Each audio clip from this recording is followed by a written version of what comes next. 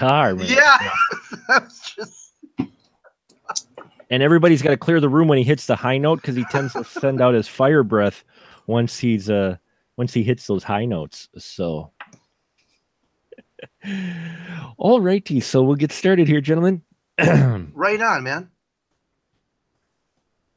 And welcome once again to another episode of the Spoiler Room. Yes, folks, we are in Godzilla Month here. Last week, we talked about Godzilla from 1954 and also talked about Godzilla, King of the Monsters from 56. Well, this week, our main movie we're talking about is Godzilla 85. And yes, we'll be making references to the original, which I have a little short story about that whole thing. But tonight, joining me in the spoiler room to talk about Godzilla some more, we have in the room with us Mr. Cole Meredith. Hello, Cole. How are you? I am fantastic, man. Thanks for having me on. Well, glad you could join us, talk about some gigantic lizards crashing through things. And next to Cole is once again the BFD himself, Mr. Glenn Bittner. Hello, Glenn. How are you? I have soup. Oh, I thought you were enjoying an ice cold Dr. Pepper. Nope. Soup is good too, though. Soup is good. So, yes, folks, we are talking about Godzilla 1985, 30 years after the original. Well, this is kind of weird because if you consider it, they did it on the anniversary, so they considered it the 30th anniversary, though the original version of the film was released in 84 because the monster film, the original, of course, was written or released in 54. So, but the US still promoted it as its 30-year anniversary.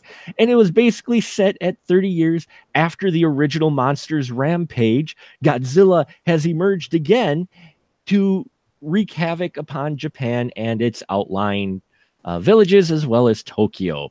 That's pretty much the basic of this story. This was their first, I believe, attempt with a reboot of the Godzilla franchise. It ignored the other sequels, and it was a direct sequel to the original Godzilla film. And Glenn, do you remember 1985 and when this film came to America? Do I remember 1985? Kind of a question is that? That wasn't even that long ago. I know it wasn't. It was just, oh my God, it was 36 years ago, wasn't it? Yeah. Or something like that, 35, 32, I don't even know. 33, but 38,000 years ago. Yeah, of course I remember 85. 85 was a fantastic year for films. Back to the Future, Breakfast Club, Goonies, Commando, Pee-wee's Big Adventure, Weird Science. Yeah, on Thunderdome.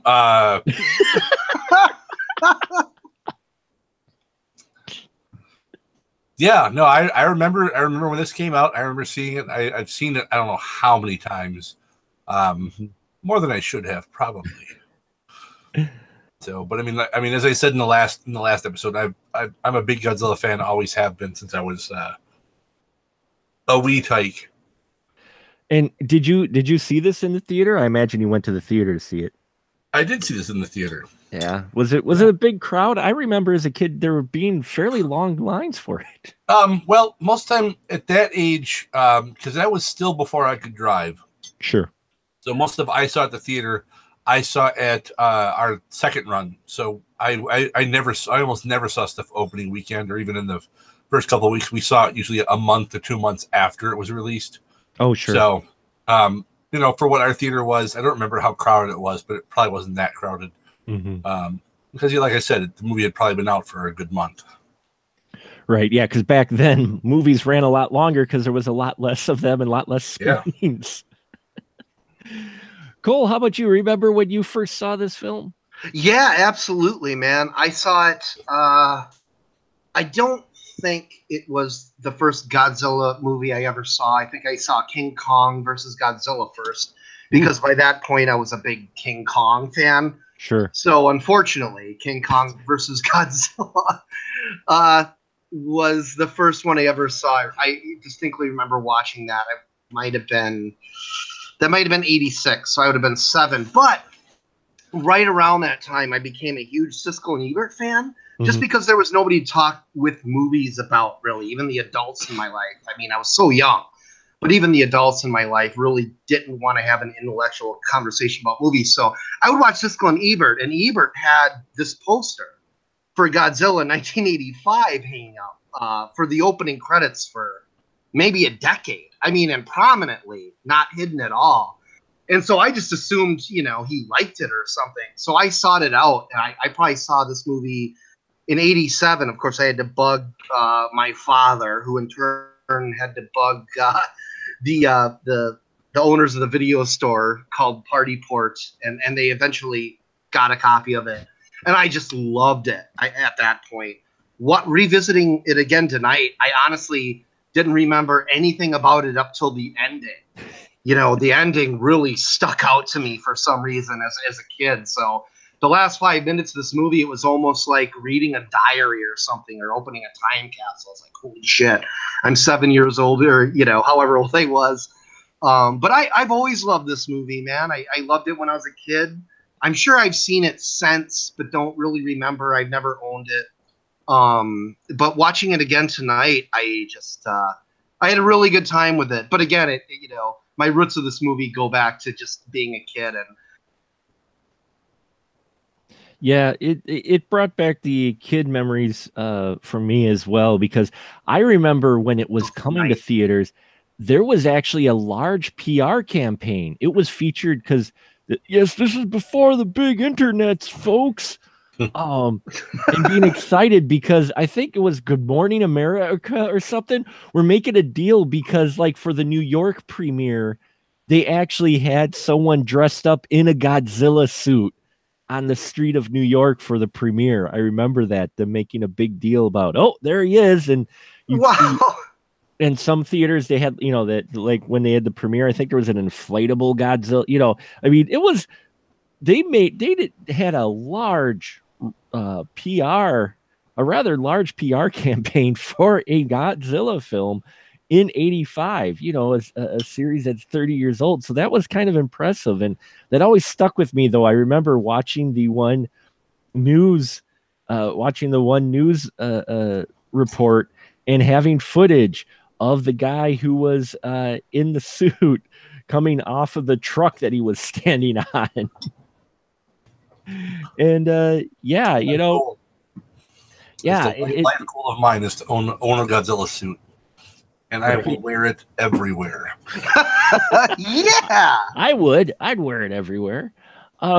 So Godzilla '85, though, there was hype around it, folks, and like I said, this was their first reboot. While I am a big Godzilla fan, I do apologize, I'm not well versed on the different periods, what they're called, but I do know this was the start of the next period of Godzilla films, I do believe. Because they again ignored the sequels, much like, again, we'll talk about some other films in the future about it.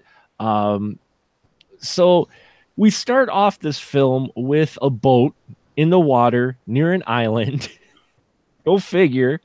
There's a big storm, and suddenly we hear the familiar roar, and we see rocks and stuff, and the boat is trashed. And so then we just got this rando reporter out on a boat, and he finds the crew, and man, are they tore up. Glenn, what did you think of the setup, considering how the first Godzilla ended, and this was supposed to be the direct sequel? I kind of found it funny how, and we'll get to a little later on, how Raymond Burr helps justify this film, basically. But what'd you think of the opening sequence with this? It's fine. I know, again, with, hey, a boat, of course it's a boat, because where does Godzilla come from? He comes from the ocean. Sure. And yeah, the whole stuff with the reporter and what were those things? It was a sea louse. Sea louse? Yeah, sea louse. But a gigantic sea louse. Yeah, that apparently sucked the crew dry. Yeah. Yeah. So yeah, that was interesting. Yeah, because we got a different you only hear the roar basically Godzilla, but we get a different large creature. And that sea louse I thought was pretty cool, actually. Yeah. But the sea louse also did harken a little bit to a face hugger. It had, yeah. Did you get that feeling, Cole? Yeah, absolutely. Well, I completely did. Yeah, absolutely. I mean, I know this is 2 years before Aliens, but obviously the first Alien has been out. So, yeah, I thought about that. I honestly think that's what they were kind of going for with this gigantic sea louse, which was a pretty impressive model. I mean, it was a pretty scary thing. It left an ooze trail around the floor. Yeah, I fell in. You know, it had the big pincers on the front of it. And one of the things I thought was interesting, and it's one of the things that is very noticeable between the American one and the Japanese version, The Return of Godzilla, was this scene and many scenes in the US version are a lot shorter than what they were in the original. I don't know if you guys noticed that with the sea louse scene, but this scene was trimmed from the original, but you did seem to have more blood from the sea louse when it gets stabbed than in the original. I'm not sure what they did there, but this was one of the first evidences of, okay, it's still the scene. You still get the sea louse. He still finds the one guy locked up in the locker who ends up stabbing the sea louse and saving the reporter from becoming sea louse meat. But you know, it's trimmed up. And actually, most of this film, if you watch The Return to Godzilla, a lot of the scenes you get are similar, but they're shorter. And I didn't actually mind that too much. The original had like, I think 20 minutes more in it. So this film really clips along for being a wide release film in the US. It's only 89 minutes long. So that's pretty doggone impressive, I think. That they still managed to keep the integrity of the scene, but just trimmed it, made it faster. But yeah, I like the sea slug too. And that's where we get to meet the guy, his name is different in the American version than it is in the Japanese version. Because in the American version, he's Okamura, but they call him, what did they call him? Like Johnny or something in the American version. I forgot. I forgot to make a note of it, but they changed his name, I think, in it as well, to Americanize it. And then we get a scene with Mr. Raymond Burr. Cole, what'd you think about seeing Raymond Burr back for Godzilla? Well, first of all, I had completely forgotten he was in this. When I was a kid, I wasn't, cognizant. I didn't make that connection. Sure. Obviously, I don't even know if I knew who Raymond Burr was. Maybe I did, but cripes. My first Godzilla purchase was that double disc DVD with both versions of the original. The version with Raymond Burr and the original version without. So revisiting it again tonight, it was probably weirder than it should have been, especially since the shift in stylistically, the shift in tone is huge. The shift in lighting, the shift in camera movement, the shift in audio even is. I mean, all of those things don't really match at all. So those clips really stuck out to me, and they didn't in the originals, or whatever terminology you want to put those in. Right. I could still consider the version with Raymond Burr, not the original. I like the original without him in it. But that said, I think I think it's fine. I think everything's fine. I just noticed the shift, because I'm sure you're going to talk about this more later in the show, Mark, but you'd pointed it out to me, and I didn't know that there was a Return to Godzilla. And when I revisited the film tonight, I knew. So a lot of those things really, kind of popped out to me. Well, full disclosure, I didn't even know. And then I was like, holy crap, history's repeating itself. Because while looking up the description and details on this film is what I could, all of a sudden I saw this heavily re-edited version of the original Japanese film, The Return of Godzilla. And I'm like, wait, what? Because I only, growing up in that, I only knew of the 85 Godzilla. And I'm like, no way. And sure enough, it is out there on the interwebs. It's a little hard to find. And I think it was also released on disc, but I was like, holy crap. And so that I tracked down the original version of it, and it is quicker. It is different. It's slower. The dubbing is different. And we'll get to it in a little while about some of the other major changes they made. But Raymond Burr, yes, scenes inserted, and you can tell once again that they were inserted. It was covered up a little bit more in the original, I think, because it was black and white.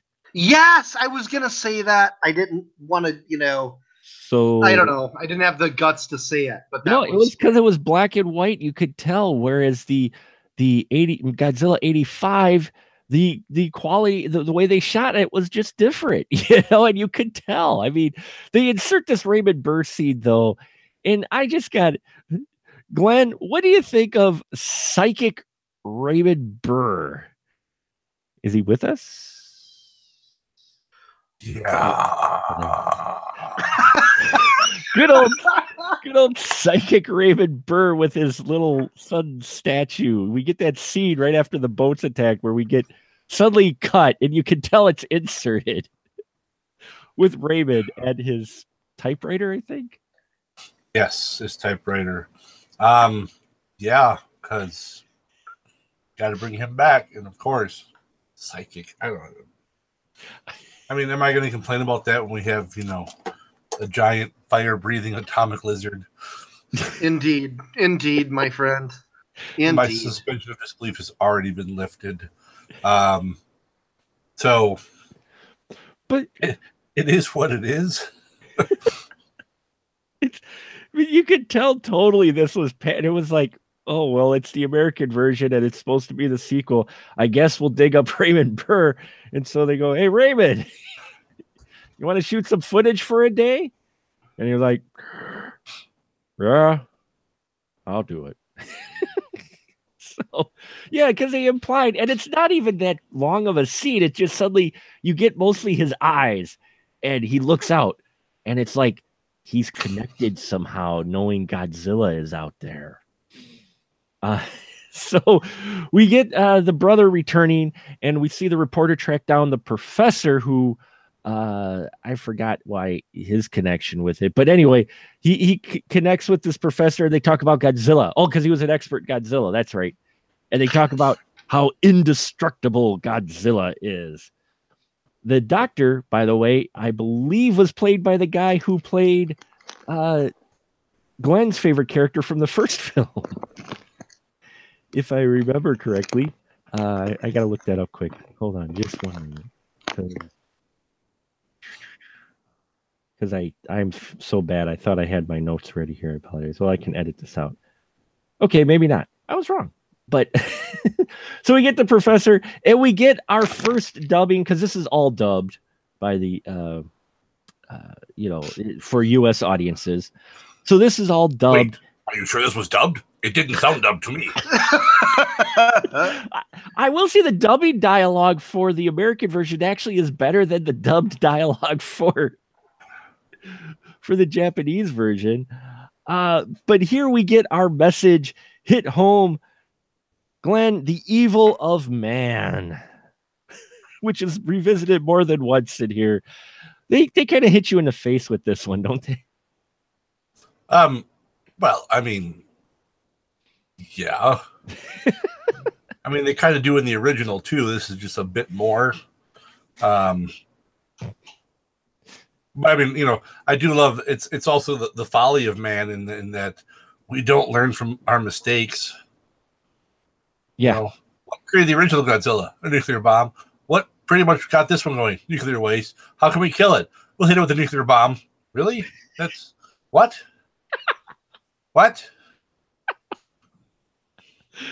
Well, that's the Russian and the American solution to it. We'll just nuke it. Don't worry, it's a small yield. You only take out a square mile. Yeah. But yeah, we get Godzilla and Cole. What'd you feel about the message of the evil and folly of man? A little bit more in your face here than it was in the first one. I don't know about that, man. I think it's probably equal or around. I mean, to me, the message in the original is pretty, in your face too. It's a pretty cold, hard smack to me, personally.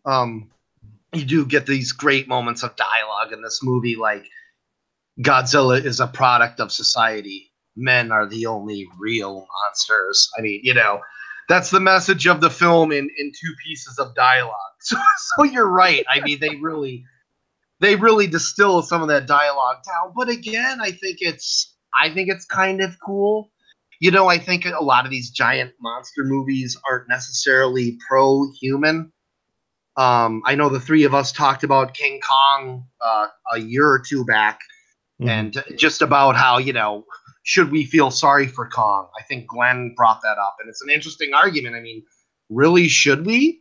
Humankind has struggled for so long just to get out of the woods to the point where we didn't have to fight through a day just to survive. I mean, shouldn't we feel good about this triumph over nature? But Godzilla represents the other side of that, which is, what you do comes back at you and levels your city, which the city leveling scenes in this movie are awesome. Not to jump the shark. But, it's the cinematography in general in this film, I think, is a lot better.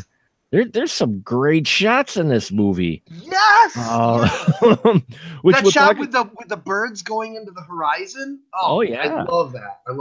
We'll talk about those a little bit, but I want to. You guys bring up an excellent point, and we're talking about the folly of man. And much like Godzilla of 1954 was the kind of message about the evils of the H-bomb. Well, now we're talking Cold War. We're talking Russians versus the U.S., and the Russians get a nuclear sub taken out by Godzilla. And Cole, what does that spark across the world? Well, what do you think? Jeez. Love. The Russians and Americans hugged each other, and the American president said, "Our thoughts and prayers are with the crew of the submarine." Oh no, wait, no, that's 2018. I'm sorry, that's not 85. No, in 85 they're going to start another world war because the Russians think that the U.S. took out the submarine off the coast of Japan, which is one of the major glaring differences, and that's what I loved about the difference between the Japanese version and the U.S. version. So, folks, Godzilla took out Russian sub. Russians in the U.S., tensions are high. The Japanese, up until this point, were keeping news away that Godzilla had returned because, it's easy to hide a 80-meter lizard. But until now, they hadn't told the news anything. But then the U.S. and America is just on the brink of nuclear war, so they said, yeah, it's a giant lizard. So America and the Russians show up, and the scene with the Russians on the sub and the scene here, the big difference between the Japanese and the U.S. version, and it's because it's the Cold War, the Russians are actually speaking Russian in the U.S. version. In the Japanese version, they're as badly dubbed as the Americans. I kid you not. And that right there, if that isn't a statement about where America was in 85. Glenn, what do you think about that? I know you may not have gotten to see all of the original, but what do you think of that idea of how they handle this scene? It's the exact same scene, but the Russians speak Russian in the U.S. version, and they're dubbed in the Japanese version. You think the Cold War had something to do with it? No. Not at all. Of course it did. I loved it. I caught that. I'm like, holy crap, the Russians are actually talking Russian here, and they subtitled it. They had to. Well, and, Sean Connery wouldn't be a Russian sub-commander for years. It's true. So, but it was just kind of odd. But still, even the way they portrayed the two superpowers at that meeting, what'd you think about that, Glenn? Did it give some insight of how the rest of the world kind of saw or at least Japan saw the two superpowers? Possibly. Although I don't know. I mean, their history with Russia is every time they butted heads with Russia, they kicked the shit out of them. So that's true. But yeah, I mean, perhaps, and of course, it's the obvious thing of that they still have the our first, both ours and Russia's first go to is, well, just nuke your problems away. It's like, while I understand we did drop the atomic bombs, we haven't used them since. So, and the Japanese prime minister is like, Japan has a clear condition of not using or developing nuclear weapons. So you can tell right there, they're like saying, hey, we're better than you guys. I think they're also not allowed to. But just before this scene and after, we do get some more Raymond Burr scenes. And I was happy to see a Zord, because a kid had a Zord, which was awesome.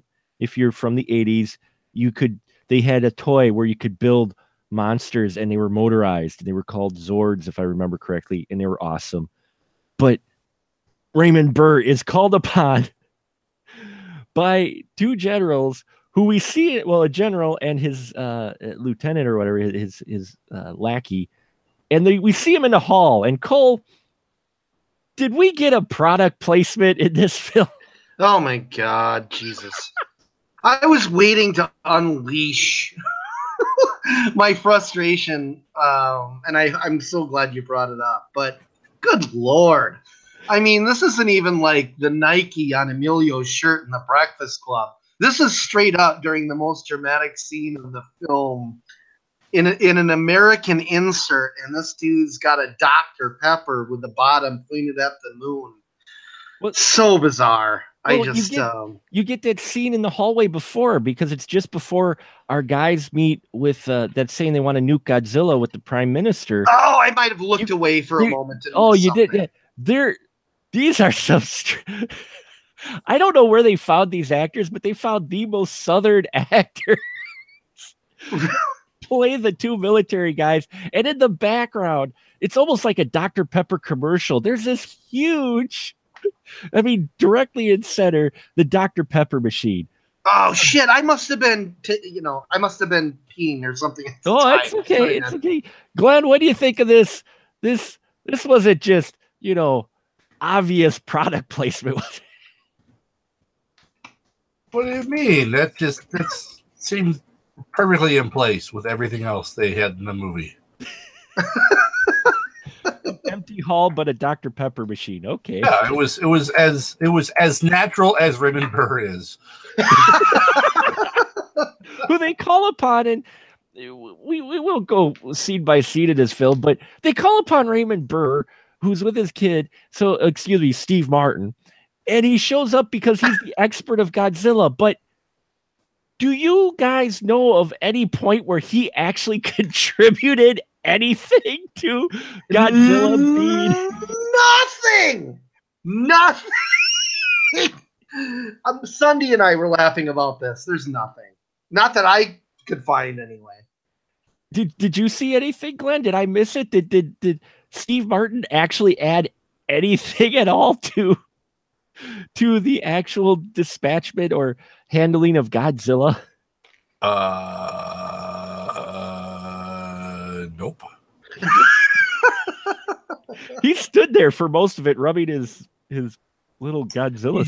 He looked very concerned a lot.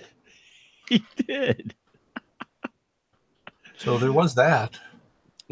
There was it. Well, I chuckled because you have the guys there, the soldiers deciding what to do about Godzilla, and hopefully we'll still maybe nuke him. Even we'll just apologize to the prime minister later or whatnot. And then all of a sudden, the guy turns around and he goes, "Who the hell are you?"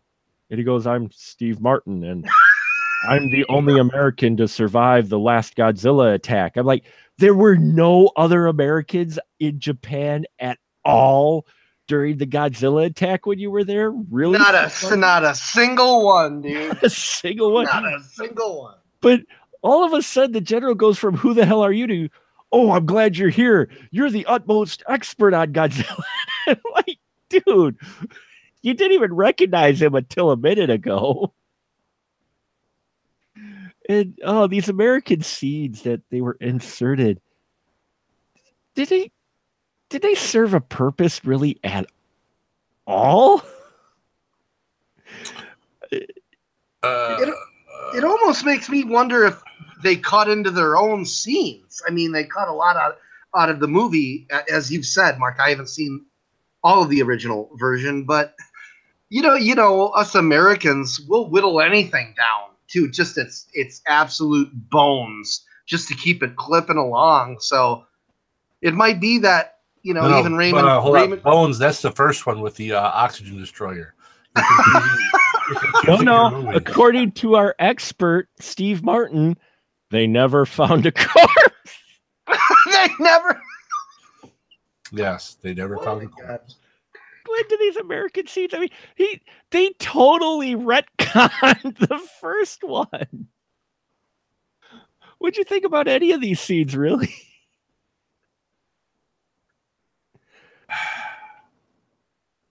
I don't.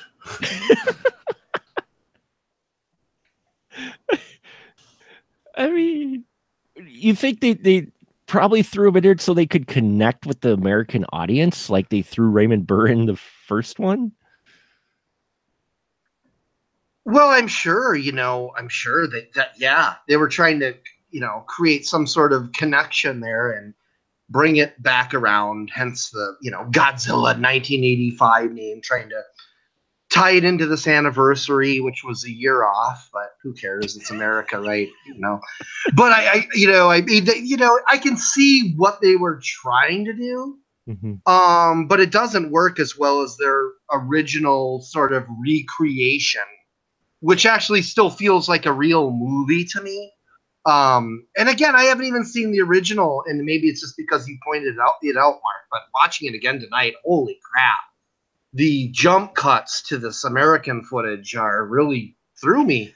And I love the movie. I still love, you know, Godzilla kicking ass, tearing down buildings, just howling at the moon. I love all of that. And, you know, to me, Sunday's, you know, my fiance is looking at me like, why do you like this? I'm like, you gotta like God's, you know, you gotta get into the character, the notion of a giant lizard rising from like the oceans to level a city. My dream project would be a Kraken movie, and that's just some movie that's centered on some, you know, muscular white guy and his love interest that somehow bumped into the Kraken on a scientific expedition, but a real Kraken. You know, something with a giant lizard that just rises from the Pacific and just levels every city in America. So I love Godzilla, but these American inserts they're bizarre. They're bizarre. Would you agree on that, Glenn, that the American insert seeds kind of in the first one at least work a little better than these ones? Sure.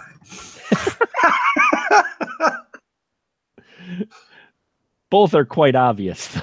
Yeah, they definitely are. But it might be the black and white, like you said, Mark. I've had that thought. You know, it might be that. It might blend a little better with the black and white, but you know what, Glenn? Which would you say more? Did the insert seeds in the original could at least contribute a little bit more than the insert scenes in Godzilla 85? So sure.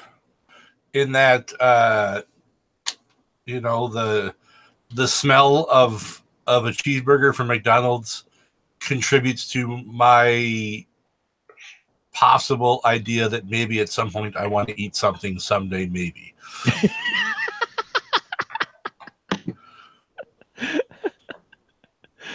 Well, I mean, at least those inserts, you know, he was supposed to be kind of on location. In this one, it's just like they're watching everything from the TV, you know, including, you know, Godzilla's first attack on the nuclear power plant, which now we've learned the Godzilla in this one has to feed on nuclear energy. That's his main motivation in this film. Cole, what'd you think about when we first get to see the actual huge big guy? Again, just like in the first one, about 25 minutes into the film. Yeah, almost a half hour. I think that's great. Godzilla's reveal in this movie is fantastic. I think they do a few reveals. A few like the sort of main shots of Godzilla walking through a major highway, just leveling buildings. I think we get like 3 of those establishing shots, which I love.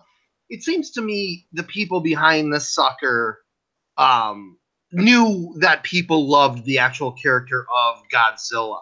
I mean, he's got a lot of close-ups, a lot of really cool angles, and but yeah, his introduction is fantastic. Obviously, it doesn't equal the first time we saw him, in that original, but I thought it was great. It was very well done.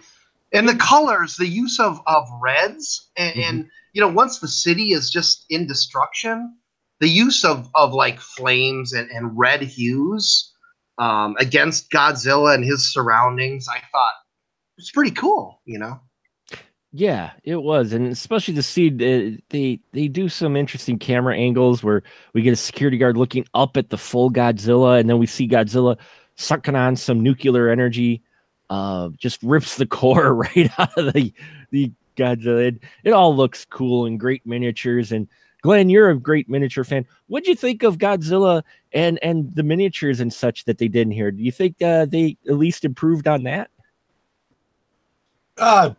Sure. Yeah. I mean, the the overall effects are obviously an improvement. I mean, how hard is it to improve from 1954 to true 1984? Yeah.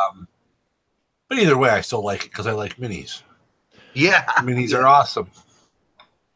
Well, even with the I guess I should phrase it as even with the other Godzilla films that had come between the original and 85, I thought this one looked really good compared to some of those other sequels that they had prior to this. And I love this intro where we see and then we establish he's eating on nuclear energy, and then it doesn't take him long to get to Tokyo, where Glenn, do you remember any other Japanese film where they say sayonara sucker? Japanese film?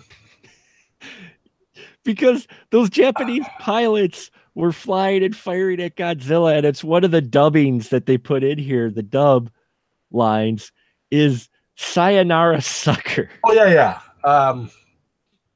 Boy, can I think of a Japanese movie where they use that? I don't know. I don't exactly remember that phrase being promoted either, but it's in this film. Actually, some of the lines... It is, yes. Some of the lines that the pilots say sounded familiar. I'm like, holy crap, they ripped off a couple lines from Star Wars. But we get the jet scenes, which... Cole, did you get the feeling with the jet scene, fighter scene, that was kind of their ode to the original when jets were firing at Godzilla in the original 54 version? Yeah, man. Yeah, I did. I also I got the notion that they were trying to science fiction it up a little bit, make it kind of, a little bit, I don't know, a little bit more modern, for that time, a little bit more hip. I like the look of the ship. Kind of comes out of nowhere for that film. Oh yeah, Project Super X or whatever. Yeah. Super X. Yeah, that kind of comes out of nowhere. You're just like, whoa, what the fuck is this? This is great. I like that. I like that. Well, they set it up a little bit better in the original Japanese version, whereas in the US version they just mention it once.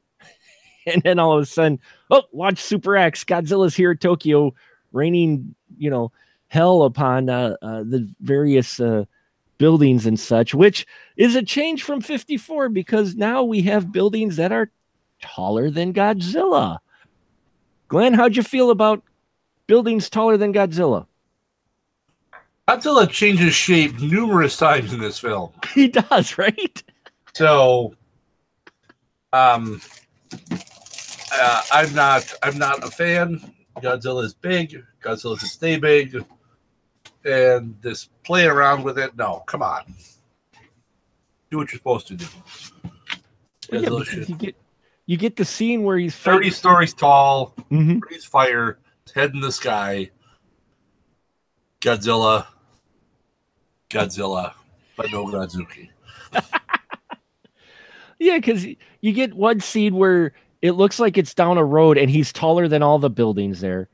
And then when he's fighting the main set piece that they have there, which is an awesomely built set piece. I love the structures in that, but these buildings are really way taller than Godzilla, which I'm not sure if I like or not. I kind of thought it was cool, but yeah, you're right. His shape and kind of scale does change throughout this film. Though you get the one scene that they put in every US trailer, which is that upshot of Godzilla and the lasers we now have. Because it's 85, so of course you have lasers. Yeah, I liked this whole battle with the Super X, this kind of final battle.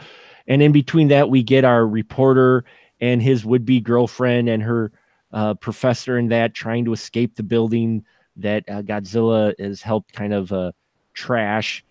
But this whole battle with Godzilla and the Super X spaceship, I love this whole scene, and I remember it from the kid just being jazzed. And Cole, what'd you think of this battle with the Super X? Absolutely love it. As I was just saying earlier, it's just like comes out of nowhere, and it kind of gives the flick a little bit of juice when it really needs it. I'm really enthused to finish this original cut and just see, kind of what the pacing is. But yeah, I love that sequence. I love all the goofy stuff where they can't get him lifted onto the helicopter for whatever reason, and he's like smashing against the side of the skyscraper over and over with this box, and how they don't send that poor young lady up first. I love that scene. Yeah, they just leave her in the building. Yeah. Here, Professor, take the device that will make it sound like birds so we can distract Godzilla. We'll leave the girl on the building that's about to fall apart. Well, she saves their asses. She's like, I'm going to run and get everything we need. And they're like, okay, we're going to get each other in the harness. And then she comes back with the box and she's like, here you go. Like, oh. Yeah. She's like, hey, you forgot your lunch. But you do get that shot where he's dangling from the helicopter and you see the now knocked out Godzilla because Super X, and this was kind of big, this had to be big for American audiences to see. I know it kind of worried me. Super X actually kind of takes out Godzilla. He knocks him out, so to speak, by shooting missiles into his mouth because everything else just bounces off his skin. Yeah, and I was going to say, you guys were mentioning the difference in building sizes. Isn't it only after he's shot by that thing that the buildings get big?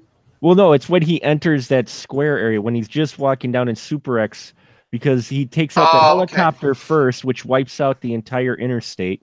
Okay. Which was awesome. He didn't even have to expel too much fire. He just blew a fireball, blew up a helicopter. It landed on the cars on the interstate trying to escape, and they just blow up all down the road. It's like a chain reaction. And it's like, Godzilla's sitting there going, oh, yeah.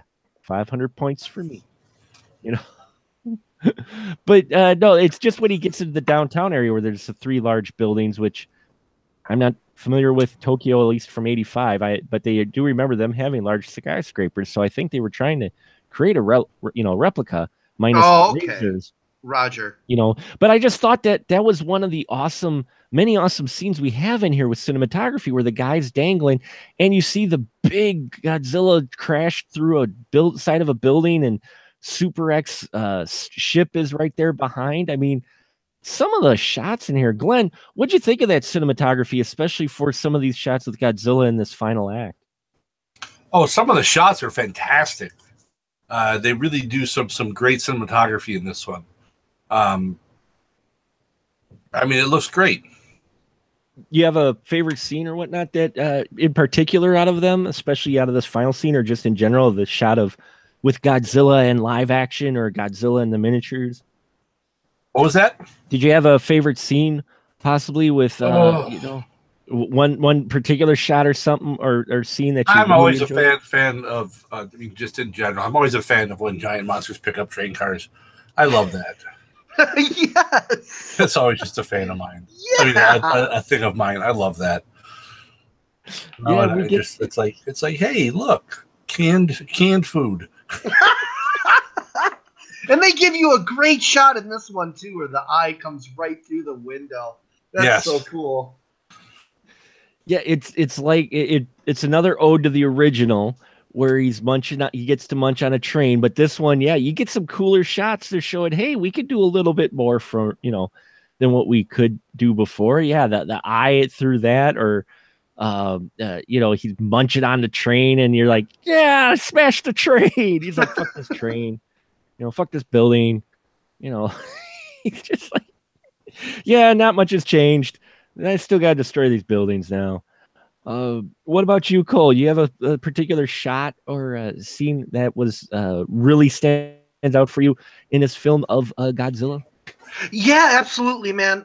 There are a few wides of Godzilla where you can tell they understood sort of the power that a shot of a giant monster can have. I mean, you can really put things in perspective. It's like going to the Grand Canyon. Mm-hmm. I mean, it's you really can sort of, especially on a big screen, which is why I see as many Godzilla movies as I can on the big screen. But there are a few shots in here that really give you the sense of what it would be like to have, even if it is a guy in a rubber suit, just that awesomeness of having a force of nature that, like, just standing over you. I love the shot of Godzilla watching the birds fly into the horizon. And as Glenn mentioned, the cinematography is kind of phenomenal. And I don't say that ironically. I say that like, you get a sense of scope and perspective, and you get a few Godzilla entries. There's just not the one money shot, of Godzilla entering the city. They give you lots and lots of shots of Godzilla just wandering through various highways and knocking stuff over. That shot with the birds stands out to me in terms of specific shots. And if I'd seen the film more, again, I haven't watched it in its entirety since I was a kid, but there are quite a few shots of just Godzilla sort of, in contrast to the landscape around him that I thought worked really well, especially with the deep reds and oranges they were using. Mm-hmm. At least in the version I saw, it looked really good.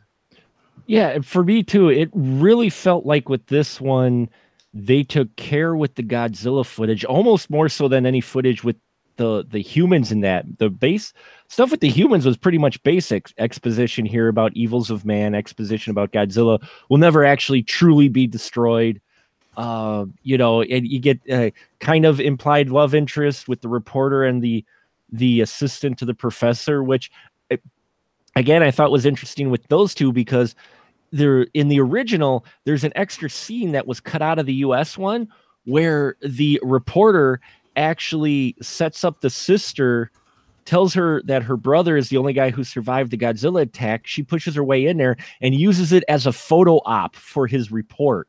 Oh, wow. And that sounds great. And in the first one, in the Godzilla 85 version, it's not. So it gives him a little shady side. They make the reporter a bit shadier in the original, The Return of Godzilla, versus the 85 one, where he's kind of be a straight up good guy, eventually possible potential boyfriend for the girl in here. But yeah, all the scenes with Godzilla were taken with care. The miniatures look fantastic. For me, a couple of the scenes I really enjoy, and it's just a simple scene. There's a side character they introduce, a drunk guy who ends up helping our couple at one point, and he's hilarious. But there's a scene where he's laying on the ground and the foot comes down in front of him, and he starts running, and there's a shot of him running straight towards the camera, and Godzilla's right behind him. And it actually looks, especially for 85, really damn good. Godzilla looks sexy as hell in that scene, and it's got a little bit of humor to it. And it just looks great. But I love that scene in here for sure. I thought was just one of the better scenes. And my other most favorite scene ever, though, out of all the Godzilla films, is when he gets woken up because the Americans managed to intercept the misfired Russian missile because the boat that controlled the missile malfunctioned. So the U.S. Manages to intercept this missile before they nuke Tokyo, and it sets off a reaction. And so Godzilla, who got knocked out by Spaceship X or whatever it's called, Super X, he wakes up more pissed off than ever.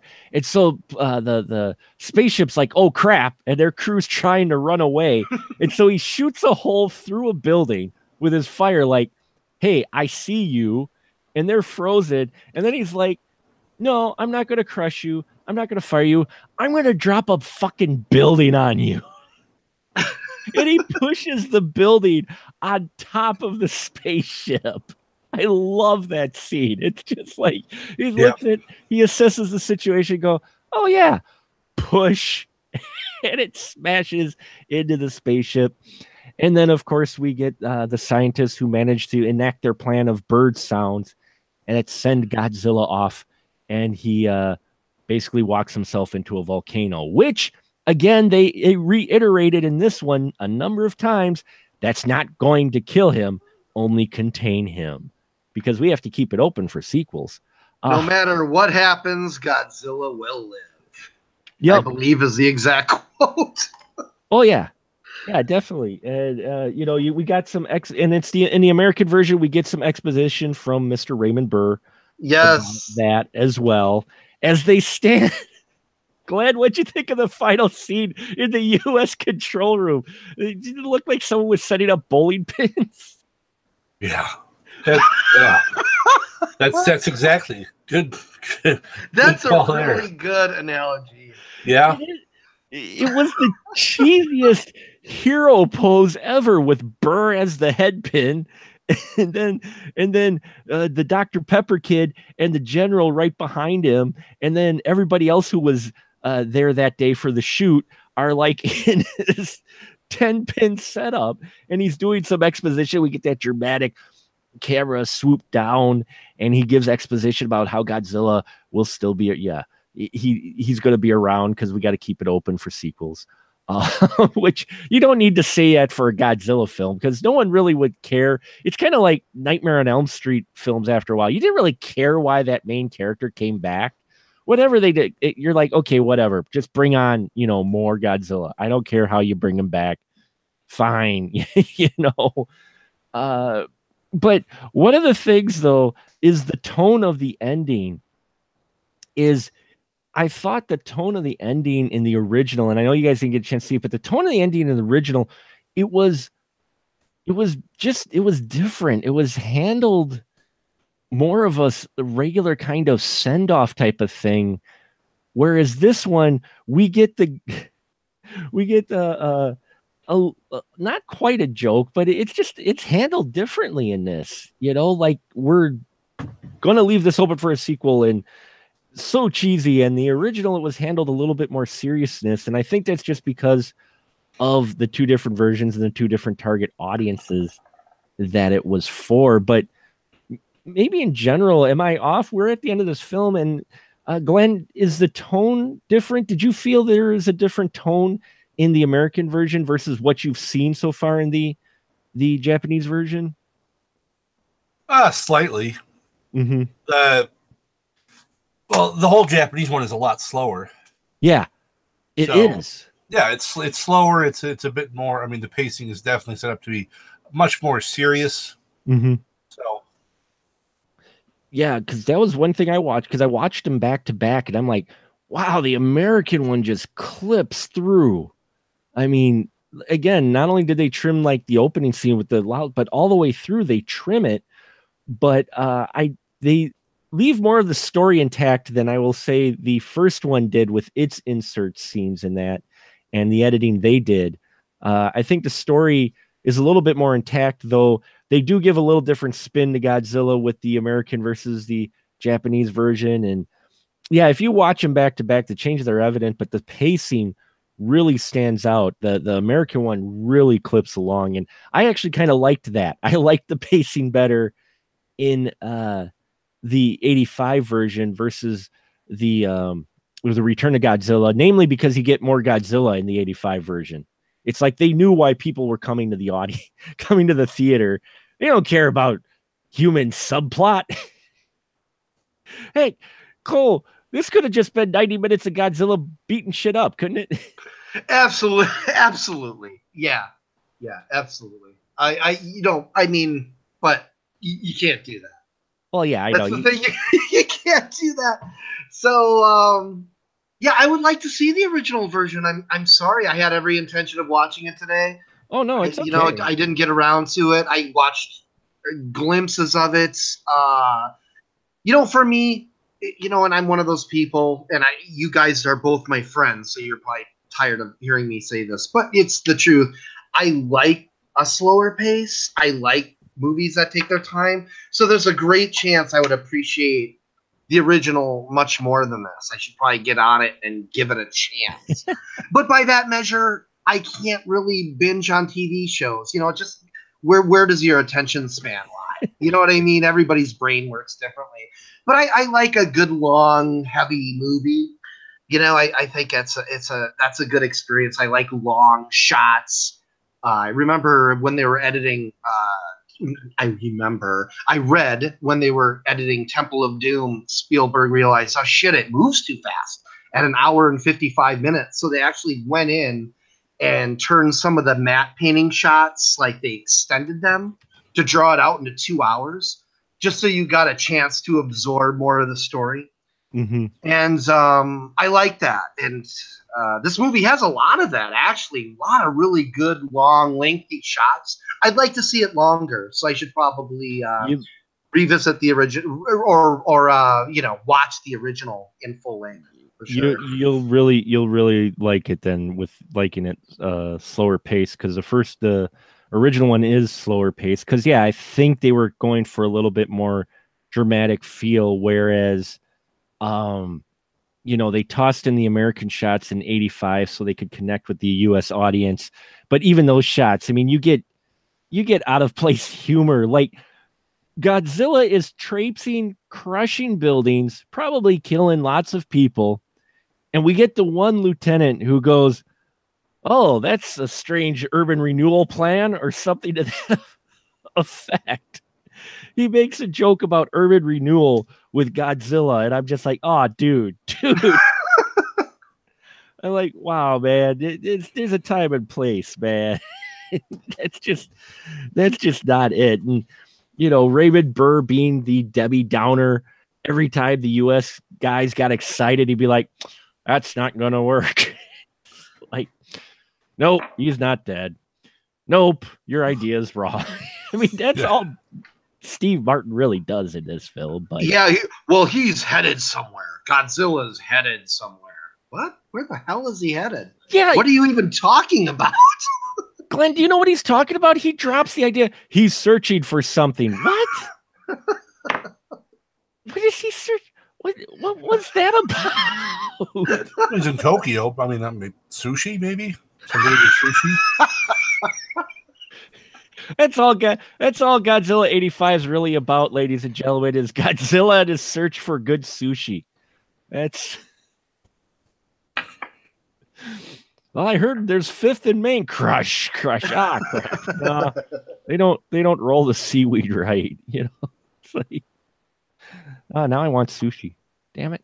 I want to know where I can get some, really big pocky. That's what I want some pocky. Awesome. Oh, now I want some pocky. Damn it. But anyway, so we'll wrap it up here. Godzilla 85 is a goofier version of the Return of Godzilla.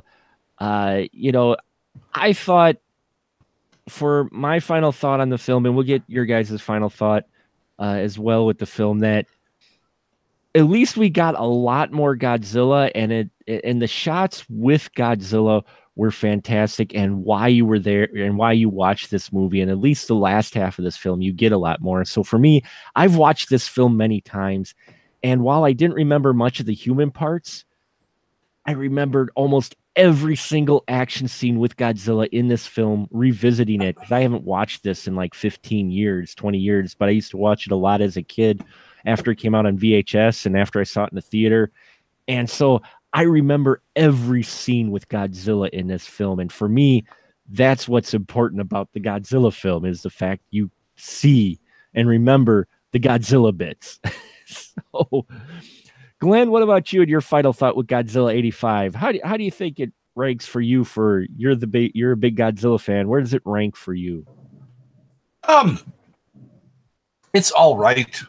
In a lot of ways, it improved some things a little bit on the original 1954, just as far as some of the actual cinematography of him moving around the city and stuff goes. But in general, a lot of it, it doesn't add a lot to the whole Godzilla library, as it were. Mm-hmm. I mean, I'm a much bigger fan when there's like a lot of the other. I love how Godzilla jumps between this rampaging through and destroying Tokyo to champion of Tokyo. Right? There's always this stuff, because whenever there's other monsters, it's kind of like, I think Godzilla treats Tokyo like it's like a little brother or sister, where they will kick the crap out of it all the time. But the second anyone else does, he's all like, hey, hold on, hold your shit. What do you think you're doing? You can't do that. Only I can do that. Now I gotta, whoop you. So, and that's the Godzilla I actually like best. Mm-hmm. Is when he's playing all, yeah, you're a smog monster, huh? Yeah, I'm gonna tear your guts out. Yeah. Sorry, spoilers. No. Yeah, so that's I mean, it's an okay film. I enjoy it because I enjoy pretty much almost everything Godzilla. I won't say everything because of one that we might talk about later. Oh, it's on the schedule. So it's a fine movie. You can watch it, but you're not missing much if you skip this one. Sure. So, and Cole, how about you? Where it ranks for you for Godzilla films in general? Well, I kind of feel weird ranking it in front of Glenn. He knows so much. It would be like Dakota Fanning giving me her impression of Wes Craven movies. I've only seen. I want to see that. Now I want to see Dakota Fanning give her impression. No, I've only seen like 9 or 10 of them, and I gotta say, man, this is one of my favorites. Mm-hmm. I really like this movie. I liked it as a kid, and I haven't watched it millions of times simply because I don't even think it's out on DVD. I mean, I haven't looked into it, but I've never seen it around. I've never seen it for sale. So, revisiting it again tonight, I just thought it was fantastic. There's a lot of Godzilla in there. A lot of good Godzilla stuff. And the characters are good. Anybody who isn't in Raymond Burns scenes is good. I think I like the reporter and the female who doesn't have many scenes, but I don't know her name. I should have written it down. She looks like Meg Tilly in Psycho 2. But I thought she was. I thought she was really good. That was Naoko. I thought she was really good, man. I would have liked to see more of that stuff instead of these, these overweight slouches in a military room drinking Dr. Pepper and shit. But there's some great dialogue in this. Did I write this down wrong, or does somebody say the tides are changing like Hollywood romances? Yes.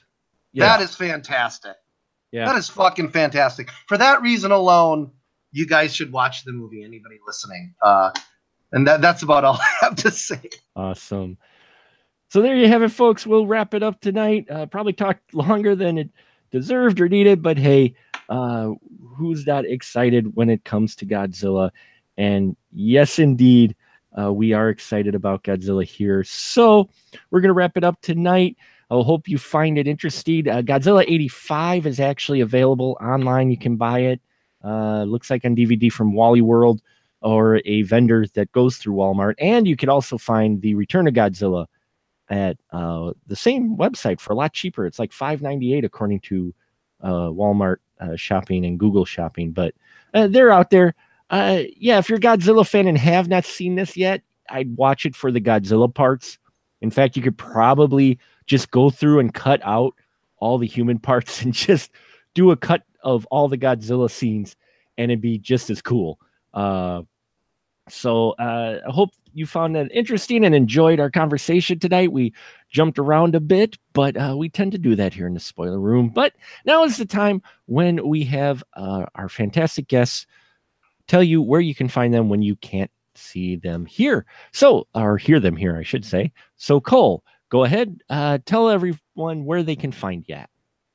Well, right now, Shadows and Lovers Productions can be contacted at Facebook. We're going to have an internet site up and running soon, but right now, Shadows and Lovers Productions on Facebook. Our most recent film is The Last Great Horror Movie. It is on Amazon. If you have Prime, it's for free. Again, The Last Great Horror Movie. And we're working on a new movie for release this fall called Rise. And once again, I just like to thank Mark and Glenn for taking the time to talk to me, because unlike them, I am not an experienced professional podcaster. I just make movies. So I'm glad to talk to these gentlemen. Well, we're happy to have you on here, Cole, and appreciate you talking some Godzilla 85. And BFD, go ahead, sir. Where can they all find you at? You can find me on YouTube with the B-Movie Bunker and Guy in a Bunker Productions. Also on Facebook with the same things, Guy in a Bunker Productions and the B-Movie Bunker. Follow me on my other podcast, it's all about games, The Adventure Party on gncast.com. Check out my website, guyinabunker.com or nakedhobo.com, or just follow me on Twitter at guyinabunker. You bastards. Awesome. And you can find links for all their stuff at specialmarkproductions.com. Thank you for tuning in, folks. And yes, next week, it's coming. We voted on it. I asked if there was going to be interest in our group, and they said yes. And it also fits with my theme of Godzilla Month of trying to pick Godzilla films that mostly just feature him or just have him in the name. So next week, it doesn't rank to be Godzilla. It will just be Zilla from 1998. So tune in then. That should be a hot discussion. We appreciate your support. And until next time, well, we'll just say goodnight, folks. So say goodnight, folks.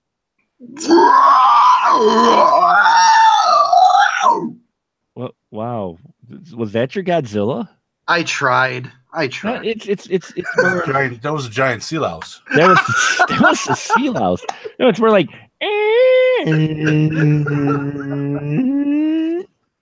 yeah, that's a bit closer, Mark. It's a bit closer. I think you did a better job than Cole did. But as he said, he's not a professional podcaster like you and I are. So. Yeah, only true podcasters. Yes, that do Godzilla. Let me try mine here quick. Okay, see if I can do mine.